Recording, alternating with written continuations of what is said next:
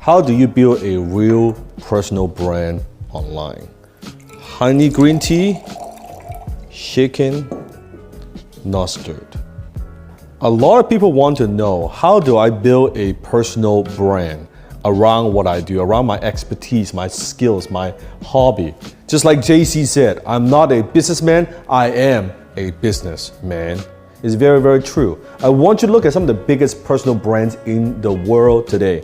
Michael Jordan, Floyd Mayweather, Martha Stewart, right? George Foreman Grill. There are many, many personal brands in the world. But exactly how do you do it? Now with social media nowadays, it's much easier for you to get your message, your story, and your just persona out there. The problem is, I can see even young kids, they come up to me, they're 16, 17 years old, and they ask me, Dan, how do I build a personal brand online?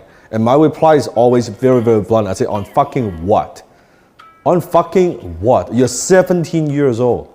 You see, in order for a brand, I'm not just talking about being famous. Now, there are some people out there, they say Paris Hilton, Kim Kardashian, they are getting paid because they are simply famous. They're famous for being famous. You see, that's only a very, very small percentage of the influencers in this world that are able to just being rich simply by being famous. I always say, fame without fortune is frustration. Nothing is worse than having fame and not fortune. Because if you think about it, if you got no money and you're broke, you should be thankful that you're broke. Which is worse? You are famous and your fans think you're rich but you're broke and you can't even pay rent. That sucks big time. So when it comes to personal brand, in order to build a long-term sustainable personal brand, you need to build on something that has substance. I want you to look at, again, the biggest brands in the world. Most of them, almost all of them, building around either the person's skill, their performance, their excellence. They're known for something. I'm fucking good at what I do. Only a handful of things, but I'm very, very good at what I do. You look at Michael Jordan. Why does he have such a brand, a personal brand? Even now he's retired, playing basketball for many years now, but Michael Jordan, Nike, they're still selling shoes. They're still selling merchandise because he is an icon, right? He's an iconic personal brand. Now, how do you do it? I could only share with you my own experience. Now, this is not a sexy answer. This is not a trick. This is not a shortcut. But I'll share with you what I know when it comes to building a personal brand. You do that one fan at a time. I remember back then when I was a speaker, just learning how to speak professionally. And I would conduct my first workshop. I only had a few people, 2-3 people, coming to my first workshop, including my mom. But even that workshop with only a few people, I gave my 100%, the best that I could. That's it. That's what I did. And from there, it grew and grew, and they tell other people, and I started building my reputation. And personal brand, if you think about it, is nothing more than your personal reputation. That's the way that I see it. That when people buy your personal brand, when people buy from you, they have certain expectations because you're known for something. You're known for being great at what you do, or you're known for a certain characteristic.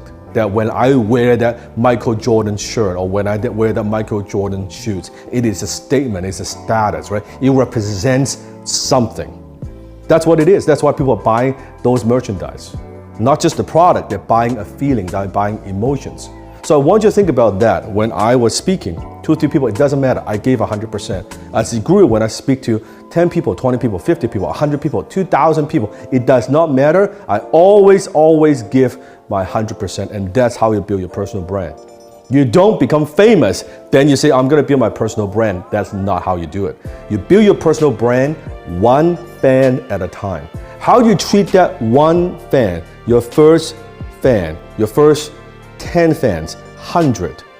When you upload a video, even you only have a handful of views, even you have the first comment, give them a heart, look at the comment, look at what they're looking for, get feedback from them so you can become better. That's what I did. My channel didn't start off with 1 million subscribers.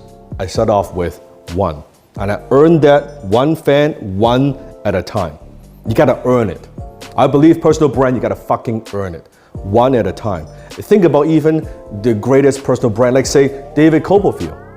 If you know his history, now has a big personal brand, one of the greatest magicians of all time in history. And guess what? He started off performing magic just for his mom, his dad, his relatives in the living room, doing some small tricks, trying different things out, illusions. That's how I got started. That's how a lot of us got started. Starting small. So I don't care where you start. You start small and you earn that one at a time. Even great magician, great artist, you think about that. They were performing maybe as a kid, piano, guitar, drum, doesn't matter, in the living room for the parents, right? Then they grew and they grew and they grew, and then a small fan base. And then social media, more exposure, more people know about them. One at a time, one at a time. There's no shortcut. You have to earn it one step at a time. And you have to cherish your fan. The minute you lose connection with your fan, that's when you lose your personal brand.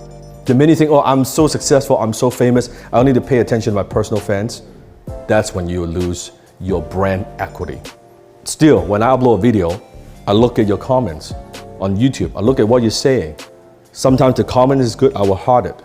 Sometimes I'll even give you a short reply because I know that's what builds a personal brand.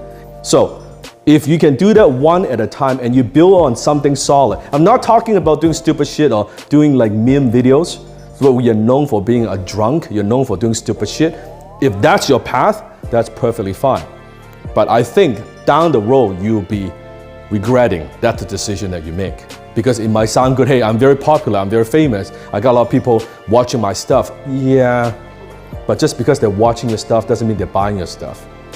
That's a big difference. So you can have fame, but doesn't mean that you will have fortune. The only way you convert that is through what I call a conversion mechanism. How do you take that attention and convert it into revenue, into income, into money? That conversion mechanism, it could be product, it could be a service, it could be a merchandise, right? Just look at all the people that's out there. They have some kind of conversion mechanism, convert that love, the respect, the attention, that fan base into actual revenue. Until you have this, all this fame in the world means nothing because you cannot convert it. Don't wait till that, you know what, I will get to 1 million fans, then my problems will go away. Then suddenly I will be rich. No. You need to be getting rich along the way that with a proper conversion mechanism, right? Just like this green tea.